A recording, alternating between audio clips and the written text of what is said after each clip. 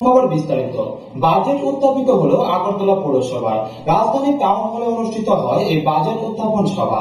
পৌরপিতা প্রফুল্লজিৎ সিনহা মোট 283 কোটি টাকার বাজেট উত্থাপন করেন। ছিলেন পৌরসভার ভাইস চেয়ারম্যান সমর চক্রবর্তী সহ অন্যান্য কাউন্সিলররা। আগরতলা পৌরসভার বাজেট উত্থাপিত হলো আজ। রাজধানীর টাউন হলে হয় এই বাজেট উত্থাপন সভা। বাজেট পেশ করেন পৌরপিতা প্রফুল্লজিৎ সিনহা।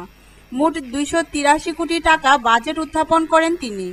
পৌরসভার আয়ের উৎসগুলি হল রাজ্য সরকার দেবে 24%, কেন্দ্রীয় সরকার দেবে 65%, বিধায়ক এবং সংসদ তহবিল খাতে 4% এবং বিভিন্ন রাজস্ব খাতে 7%। আগামী 29 জুলাই এই বাজেট উত্থাপনের উপর আলোচনার পর তা গৃহীত হবে। আজকের এই বাজেট উত্থাপনে পৌরপিতা প্রফুল্লজিৎ সিনহা ছাড়াও উপস্থিত ছিলেন পৌরসভার ভাইস চেয়ারম্যান সমর চক্রবর্তী সহ অন্যান্য কাউন্সিলররা। আমরা আশা করছি এই মাসেই তারা কাজ আরম্ভ করবেন দেবেন্দ্রনগরে। তাতে খরচা হবে 16 কোটি টাকা। 14 কোটি টাকা দিচ্ছেন রাজ্য সরকার আর 2 কোটি টাকা খরচা করবে। ব্যুরো রিপোর্ট, খবর ত্রিপুরা। আবারও জাতীয় সড়কে দুর্ঘটনার কবলে পড়ল একটি যাত্রীবাহী বাস। AS01U2549 নম্বরের একটি শেরওয়ালি সুপার আগরতলা থেকে গুয়াহাটি যাওয়ার পথে তেলিয়ামোড়ার হাওয়াই বাড়িতে উল্টে যায়। এতে 10 জন যাত্রী আহত হন। গুরুতর 5 জনকে জিবি হাসপাতালে পাঠানো হয়েছে। শেরওয়ালি সুপার যাত্রীবাহী গাড়ি আগরতলা থেকে গুয়াহাটি যাবার পথে তেলিয়ামোড়া থানাধীন হাওয়াইবাড়ি এলাকায় উল্টে যায়। এতে যাত্রীদের মধ্যে 10 জন আহত হয়। আহতদের তেলিয়ামোড়া হাসপাতালে আনা হলে এদের মধ্যে 5 জনের অবস্থা গুরুতর হওয়ায় সঙ্গে সঙ্গে জিবি হাসপাতালে পাঠানো হয়। হাসপাতালের চিকিৎসকরা জানান এদের মধ্যে পঙ্কজশ্রী দেবনাথ এর অবস্থা আশঙ্কাজনক। উনার বাড়ি ইন্দ্রনগরে। আর বাকি 4 জন হল রাহুল দাস সহচালক, বিশ্বজিৎ দাস বাড়ি খোয়াই, অপুমালা দেববর্মা করবুক, রাজ জমাতিয়া করবুক। তেলিয়ামোড়ার দমকল কর্মীরা আহতদের উদ্ধার করে আনে। যাত্রীদের অভিযোগ গাড়িটি দ্রুত গতিতে ছিল এবং রাস্তার আরেকটি ট্রাক গাড়িকে দ্রুত বেগে ওভারটেক করতে গিয়েই এই দুর্ঘটনাটি ঘটে। ব্যুরো রিপোর্ট, খবর ত্রিপুরা।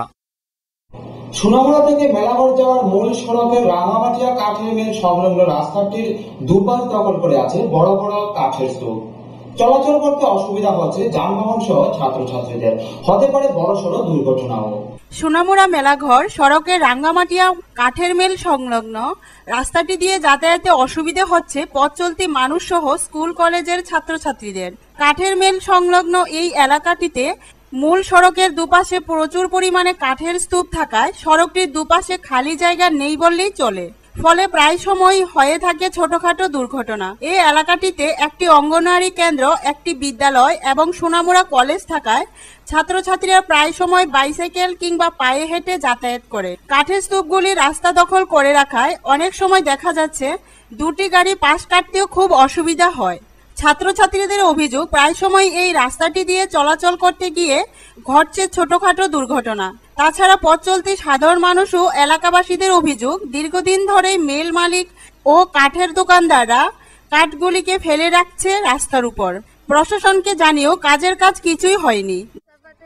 রাস্তার পাশে যে লাইটগুলি রেখেছে তার জন্য আমাদের খুব অসুবিধা হচ্ছে। আমরা আবেদন করছি যাতে লাইটগুলি সরানো হয়। হ্যাঁ, আমরা অসুবিধা হইতেছে। আমি ক্লাস 9 এ পড়ি। আমরা রাস্তাতে আসা যাওয়া করতে অসুবিধা হয়। কাঠের জন্য অনেকে গুরুতর বাচ্চারা স্কুল স্টুডেন্ট অ্যাক্সিডেন্ট করছে। তার জন্য এখান থেকে কাঠগুলো সরানোর জন্য আমরা বলছি। কারণ এখানে কালকে একটা অ্যাক্সিডেন্ট হয়েছে, একজন বাইক অ্যাক্সিডেন্ট করছে শুধু লাঠির জন্য। লাঠিকে এখান থেকে সরার জন্য আমরা আবেদন করছি, আবেদন করছি।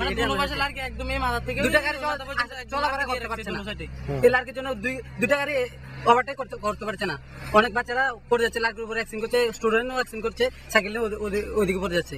শুধু লাঠির জন্য এখানে অসুবিধা হচ্ছে, এটাই আমরা আবেদন করছি। লেখা দিচ্ছে না যদি যে রাস্তাঘাটে লাকড়ি রাখি এমনি ফলে একে দিচ্ছে ফতেঘাটে বাচ্চা কাচ্চা যাতে অনেক চলে ব্যবসা জায়গা নাই সব দিক দিয়ে অসুবিধা দিয়ে যেমনি করতেছে এমনি ইয়ে করতেছে, গভর্নমেন্টের জায়গা ধরবে এটা সরকার কোন উপর করলো আমরা লেগে কন্টিনিউ ক্ষতি যাচ্ছে এই যে কোথায় আছে আর যে এই ধরনের যাতে ওই লাত্রি বাক্তি যাতে সরাইলে অঘটন সামনে আগামী দিন যাতে না ঘটে এইটাই অনুরোধ আর কতদিন ধরে অনেকদিন ধরে চলছে, অনেক দিন ধরে চলছে। আপনার কমপ্লেন কমপ্লিট করছি না, কমপ্লিট আরো কথা করছে আইয়া নিছে, কিন্তু এটা তো কোনো কাজে বুঝতে আছে না, মিডিয়া ঠিকই নিতে আছে, কাজে বুঝতে আছে না, সরকার এটা বাস্তবে ইয়া করতে আছে না। এই জায়গাটাতে দুইটা স্কুল আছে, অঙ্গনারী আছে, একটা অঙ্গনা শুধু আরেকটা আছে প্রাইমারি স্কুল আছে। ছাত্রছাত্রীরা যে কোনো সময় হ্যাঁ যে কোনো টাইম এনি টাইম মাথা এটা একটা মসজিদ আছে, মাদ্রাসা আছে, মেইল আছে, তাহলে এইভাবে কন্টিনিউ এই পোলাবান সিগারেট আছে, ইয়া তলে ইয়া আছে, গরু বাছুর কন্টিনিউ কাটতলে করতে আছে, ইয়া করতে আছে এটি। আমরা এদিকে গাড়িতে রেলে এদিকে যাইতে আমরা অসুবিধা কাটতে যদি বেশ করে আমরা খুব ভালো পায়ের সময়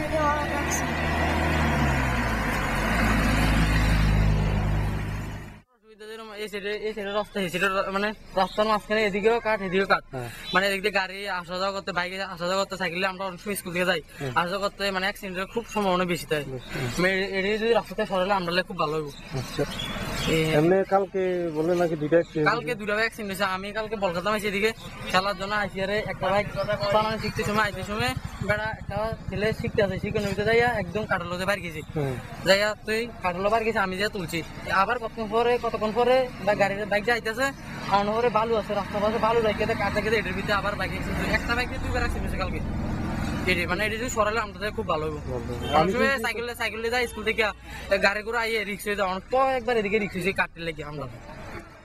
গতকালও একটি বাইক এই স্থানটিতে দুর্ঘটনার কবলে পড়ে। আর এভাবে দিনের পর দিন যদি কাঠের স্তূপ দিয়ে রাস্তাটি দখল করে রাখে তাহলে কোনো একদিন যে বড়সড় দুর্ঘটনা হবে না তা বলা যায় না। আর এই দুর্ঘটনার দায় কে নেবে তাই এখন প্রশ্ন এলাকাবাসী সহ ছাত্রছাত্রী সবার মনে। ভীষণ অসুবিধা হয়, টুকটাক দুর্ঘটনা তো ঘটেই, যদি মারাত্মক না। কালকেও দুইটা বাইক ওই 12টার মধ্যে পড়ছে, এতে যদি প্রশাসন থেকে এটা সরাইয়া দেয় তাহলে নিশ্চয়ই ভালো হইব। আর এই সেখানে পাশাপাশি 3টা প্রতিষ্ঠান, একটা হলো বালোয়ারি প্রতিষ্ঠান, যে একটা হাই সেকেন্ডারি স্কুল, ওইখানে কলেজ, 3টাতে সকাল থেকেই স্টুডেন্টের একটা আসা যাওয়া থাকে, তাতে অসুবিধা হয় একটু।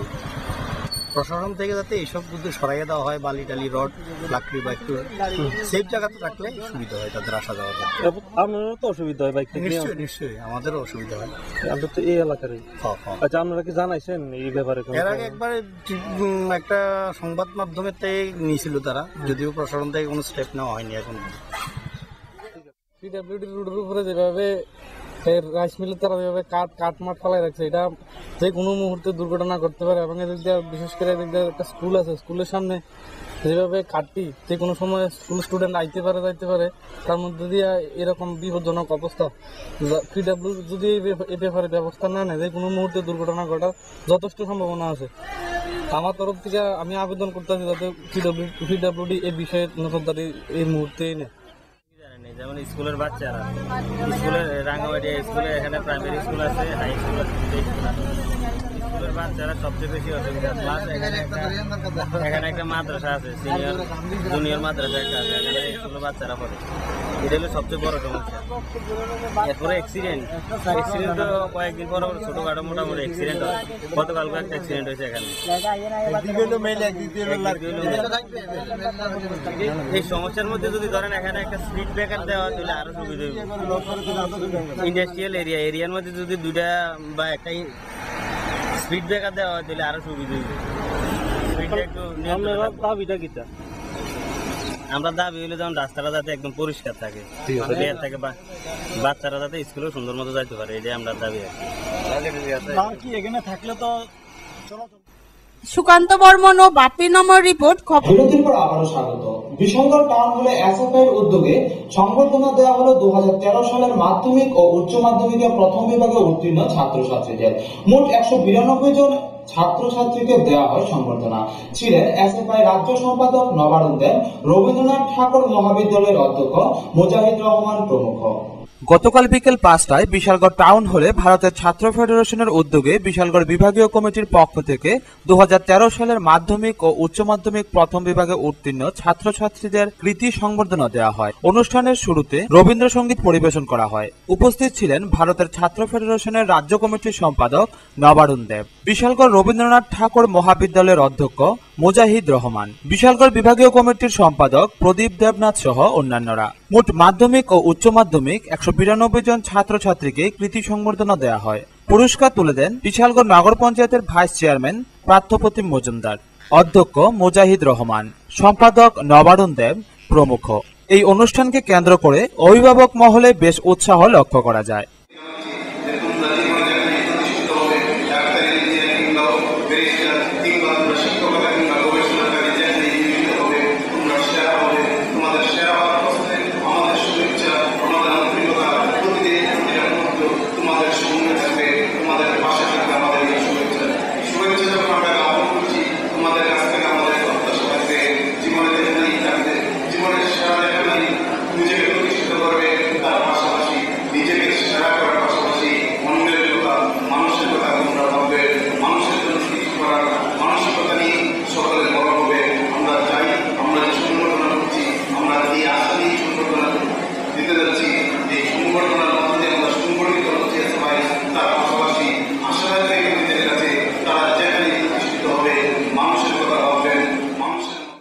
বিশালগড় থেকে শম্পা ভৌমিকের রিপোর্ট, খবর ত্রিপুরা।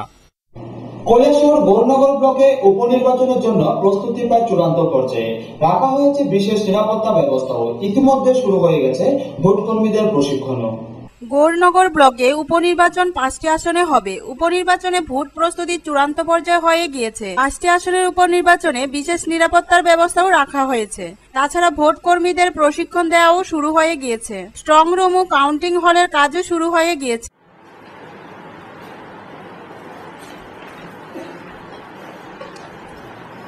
খাওড়াবিল গ্রাম পঞ্চায়েতে কনস্টিটিউন্সি নাম্বার 2 সিট নাম্বার 4 এখানে সর্বমোট ভোটার হচ্ছে 404 জন, 210 মেল আর ফিমেল 194।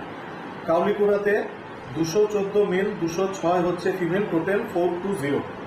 বীরচন্দ্রনগরে 253 মেল, ফিমেল 245, টোটাল হচ্ছে 498। ফুলতলিতে 170, ফিমেল 176, টোটাল 346। দেওরাছড়াতে মেল হচ্ছে 163, ফিমেল 138, টোটাল 301। এই হচ্ছে আমাদের, আমি এটা আলাদা করে বললাম কেন, কারণ পঞ্চায়েতের ক্ষেত্রে কনস্টিটিউয়েন্সি আলাদা, এটা সবটা একসাথে হয় না। কৈলাসহর থেকে প্রিয়তোষ দাসের রিপোর্ট, খবর ত্রিপুরা। রাজ্যে বনজ সম্পদ কমে যাচ্ছে, বিশেষ করে মুড়িবাঁশের ব্যবহার কমে যাচ্ছে। চরিলাম ফরেস্ট রেঞ্জ অফিসের তত্ত্বাবধানে 4 জাতের বাঁশের চারা জাইকা স্কিমের মাধ্যমে উৎপাদন করে দেওয়া হচ্ছে বিভিন্ন গ্রাম পঞ্চায়েত ও এডিসি ভিলেজগুলিতে। রাজ্যের বনজ সম্পদ কমে যাচ্ছে, বিশেষ করে মলিবাস নষ্ট হয়ে যাচ্ছে।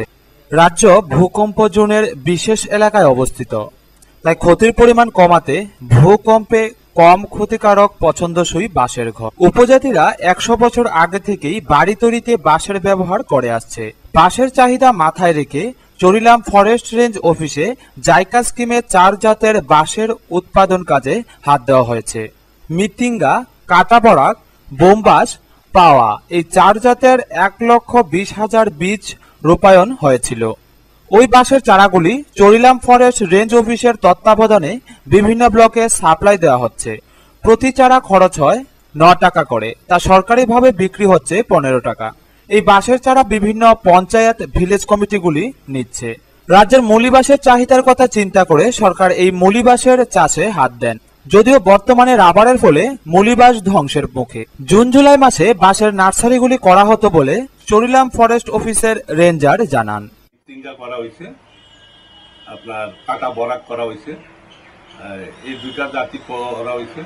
আপনার বাসগুলি আমরা বিভিন্ন স্থানে জায়গাতে করা হয়েছে, জায়গা স্কিমে। এটা আমরা এখন এগুলি বাগান হইতেছে আমাদের পাতালিয়া ঘাটে জেএফএমসিতে বাগান হইতেছে জায়গার স্কিমে। এবং কিছু অন্য অন্য রেঞ্জও আমার এখান থেকে সাপ্লাই যাইতেছে, যেমন জম্বুজলা সাপ্লাই দিতেছে। আমাদের বিভিন্ন জাতের বাঘ আছে। এখানে আপনার এই চৈলাম ফরেস্ট রেঞ্জ অফিস থেকে অনেক বিশালগড় থেকে শম্পা ভৌমিকের রিপোর্ট, খবর ত্রিপুরা। দীর্ঘদিন ধরে সরকারের নির্দেশক্রমে RSBY স্মার্ট কার্ডের অন্তর্ভুক্ত ওষুধ পাওয়া যাচ্ছে না উদয়পুর ত্রিপুরী সুন্দরী হাসপাতালে। উদয়পুরবাসীর অভিযোগ, হাসপাতালের পরিষেবাও তেমন ভালো নয়। দীর্ঘদিনের অভিযোগ, সরকারের নির্দেশক্রমে RSBY স্মার্ট কার্ডের অন্তর্ভুক্ত ওষুধগুলি পাওয়া যাচ্ছে না উদয়পুর ত্রিপুরেশ্বরী মহকুমা হাসপাতালে ভর্তি হওয়া রোগীদের ক্ষেত্রে। এমনকি যে কোনো ওষুধই পাওয়া যাচ্ছে না সংশ্লিষ্ট হাসপাতাল বা হাসপাতালের অধীন 10টি দোকানে। অভিযোগ উঠেছে রোগীদের কাছ থেকে টাকা নিয়ে ওষুধ দেওয়া হচ্ছে। এদিকে RSBY স্মার্ট কার্ড নিয়ে বিনামূল্যে যে সকল ওষুধ পাওয়ার নির্দেশ রয়েছে তাও বর্তমানে পাওয়া যাচ্ছে না ঠিকমতো। ফলে অনেক ক্ষেত্রেই গরিব মেহনতি মানুষদের চিকিৎসার তেমন পরিষেবা হচ্ছে না, এমনকি চিকিৎসার অভাবে মৃত্যু ঘটছে বহু ক্ষেত্রে। সম্প্রতি আগুনে পোড়া এক গৃহবধূর আর্থিক কারণে চিকিৎসার সুযোগ থেকে বঞ্চিত হয়েছিল, এমনকি শেষ পর্যন্ত মৃত্যুও হয়েছিল এই মহকুমা হাসপাতালে। কিন্তু বহুবার সংবাদপত্র ও টিভি চ্যানেলে সম্প্রসারিত হলেও আজ পর্যন্ত সংশ্লিষ্ট দপ্তরের কোনো হেলদোল নেই। এদিকে আরেকটি সূত্রে জানা গেছে, হাসপাতাল থেকে ডাক্তারগণ যে সকল ওষুধ স্লিপে লিখে দেন সাথে সাথে ওষুধ দোকানের নামও লিখে দেন। তাতে দোকানদাররা হাসপাতালের ডাক্তারদের দেওয়া প্রেসক্রিপশন নিয়ে গেলে শুধু একটা শব্দই শোনা যাচ্ছে, ওষুধ নেই। পরবর্তী সময়ে ডাক্তার দ্বারা সাদা স্লিপে যখন সংশ্লিষ্ট দোকানে অন্য লোক পাঠানো হয় তখন নগদ মূল্যে ওষুধ ক্রয় করতে চাইলে ওষুধ আছে বলে ওষুধ দিয়ে দেয়। এরকম প্রমাণও আমাদের কাছে রয়েছে। হাসপাতালে ভর্তি উদয়পুর রাজারবাগ এলাকার বাসিন্দা শিবু দাস নামে এক ব্যক্তির ক্ষেত্রে এমনটাই ঘটেছিল। তিনি পেশায় একজন অটো চালক, খেটে খাওয়া মানুষ। এমনকি শ্রী দাস এই হয়রানির যথোপযোগ্য প্রমাণ নিয়ে উদয়পুর মেডিকেল সুপারিনটেন্ডেন্ট ও হাসপাতাল মুখ্য আধিকারিকের নিকট দ্বারস্থ হয়ে দরিদ্র রোগীদের অসাধু কার্যকলাপের প্রতি উপযুক্ত পদক্ষেপ নেওয়ার দাবি তুলেছেন। এদিকে মেডিকেল সুপারিনটেন্ডেন্ট কান্নুলাল ভৌমিক বেশ কিছুদিন পূর্বে সাংবাদিকদের কাছে অন্য হাসপাতালের তুলনায় আমাদের হাসপাতাল শতগুণে ভালো এমনটাই বড়াই করলেন মুখ ফুটে, কিন্তু আজ তা স্পষ্ট হয়ে গেছে। এখন দেখার বিষয় হাসপাতালের এইরকম অসাধু কার্যকলাপের বিরুদ্ধে দপ্তর কোন দিকে পদক্ষেপ নেয়। আমি এইভাবে ছুটি নিয়ে বাড়িতে যেতে পারবো, কি করবো? আমার টাকা নেই, না দিয়ে দেবো। ক্যাশ টাকা হলে ওষুধ দিয়ে দেবো, কিন্তু স্মার্ট কার্ড নিয়ে যদি কোনো ক্যাশ টাকা দিয়ে নেবো নাই। ওটার কাছে করছি আর একটা আমরা রেভান্স করতে পারি এবং তাদের রিসিপ্ট কপি আমি নিয়ে। উদয়পুর থেকে বাণীব্রত দত্তের রিপোর্ট, খবর ত্রিপুরা। কমলপুর হালাহালি নাগপুর গ্রামের শক্তি সংঘ ক্লাব 1970 সালে প্রতিষ্ঠার পর থেকে সেবামূলক কাজ করে যাচ্ছে। ক্লাব সম্পাদক জানান, আগামী দিনেও এই কাজের ধারা অব্যাহত থাকবে। ক্লাব মানেই পূজা পার্বণ কিংবা বিনোদন নয়। ক্লাব করার উদ্দেশ্য হচ্ছে এলাকায় শান্তি শৃঙ্খলা রক্ষা করা এবং সেবামূলক কাজ করা। এই উদ্দেশ্যকে সামনে রেখে হালাহালি নাগফুল গ্রামের শক্তি সংঘ ক্লাব 1970 সালে প্রতিষ্ঠার পর থেকে সেবামূলক কাজ করে যাচ্ছে, বিশেষ করে রক্তদান শিবির, বস্ত্রদান, বাজার সাফাই করা ইত্যাদি। এবারও তারা তাদের ঐতিহ্য ধরে রাখতে আজ হালাহালি স্টিল সেতু থেকে নাগফুল কালীবাড়ি পর্যন্ত দীর্ঘ 1 কিলোমিটার রাস্তা জঙ্গল সাফাই, ড্রেন পরিষ্কার সহ কমলপুর আমবাসা পাকা রাস্তার ভাঙা অংশে মাটি ভরাট করে মেরামত করে। এ ব্যাপারে ক্লাব সম্পাদক অরবিন্দ দত্তের বক্তব্য, ক্লাবের ঐতিহ্য ধরে রাখতে তাদের উদ্যোগ, এই উদ্যোগ জারি থাকবে।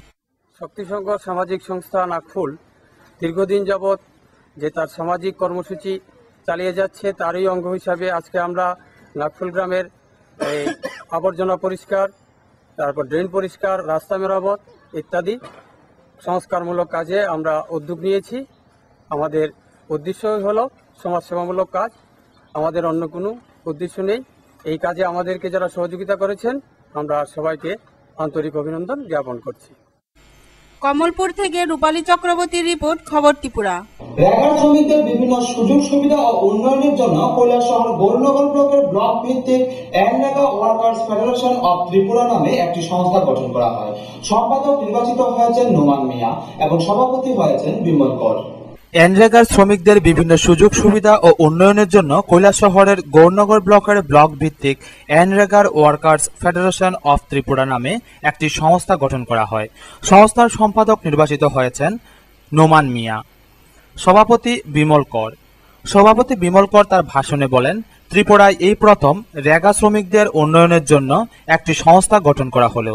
গৌরনগর ব্লকের সর্বপ্রথম কমিটি গঠন করা হয়, তারপরে রাজ্যভিত্তিক কমিটি গঠন করা হবে। তাছাড়া পঞ্চায়েত স্তরেও কমিটি গঠন করা হবে। এই কমিটি রেগা শ্রমিকদের বিভিন্ন দাবি দেওয়া নিয়ে গ্রাম পঞ্চায়েতের সঙ্গে আলোচনা করবেন এবং সেই বছরে 100 দিনের কাজকে সুনিশ্চিতভাবে যাতে সবাই 100 দিন কাজ পেতে পারেন তার জন্য সেই আইন প্রণয়ন করা হয়েছে। কিন্তু আমরা দেখেছি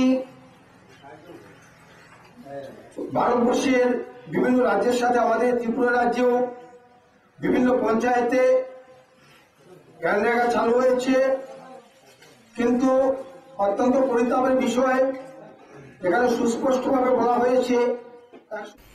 নোমান মিয়া বলেন, রেগার কাজকর্ম নিয়ে ত্রিপুরা রাজ্যে ব্যাপক দুর্নীতি চলছে।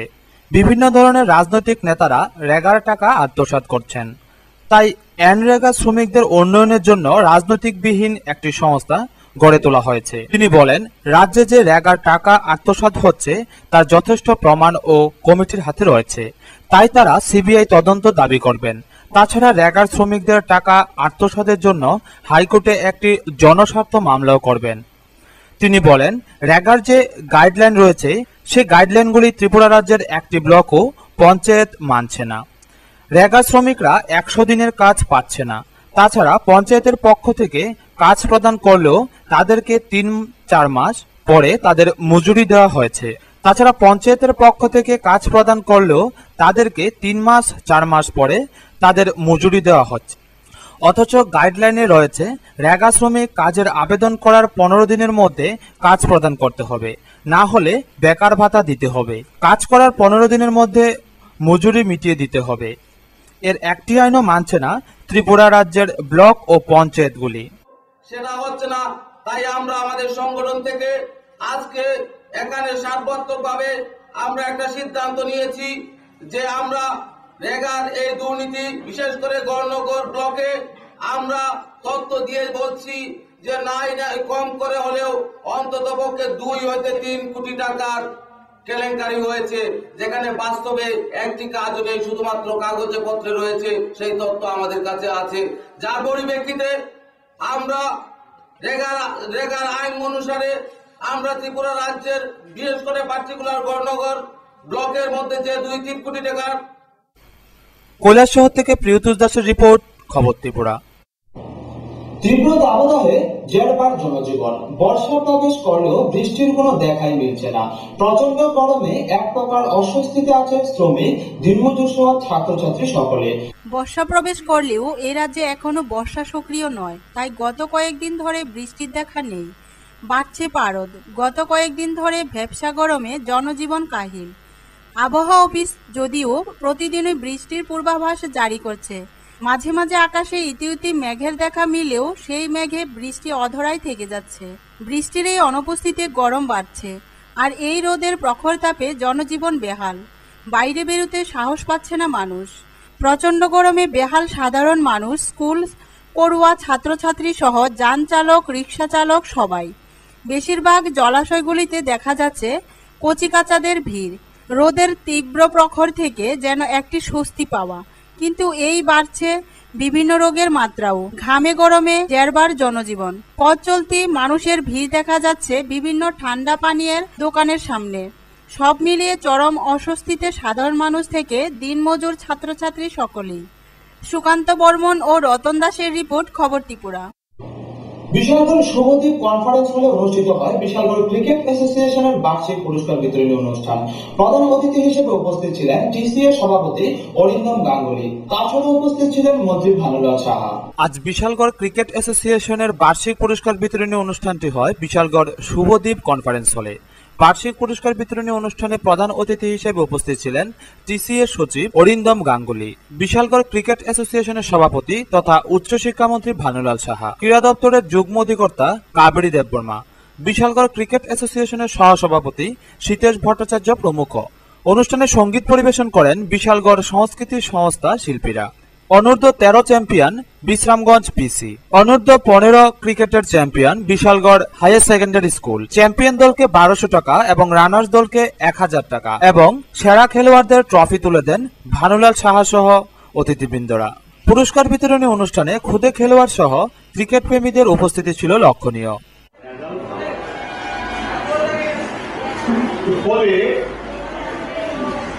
আমরা তোমাদের জন্য যেটা করবো এখানে চেষ্টা করব আমরা কতগুলো টেকনিক্যাল ক্লিনিক বলি বা যাই বলি বোলারদের নিয়ে আলাদা, ব্যাটসম্যানদের নিয়ে আলাদা, এমনকি প্রয়োজনে উইকেট কিপারদের নিয়ে আলাদা করব। আমাদের দেশের এখানে 40 জন 50 জন বসে এই ধরনের ডাক্তার আছে, আমরা খবর দিয়ে আনবো। তোমরা কিন্তু কি করে এত কিছু করার পরেও কিন্তু আমাদের যে কাঙ্ক্ষিত পারফরমেন্স সেটা আছে। আমরা এর আগে রেভলিউশন করে যেটা দেখেছি সেটা হচ্ছে বিশালগড় থেকে শম্পা ভৌমিকের রিপোর্ট, খবর।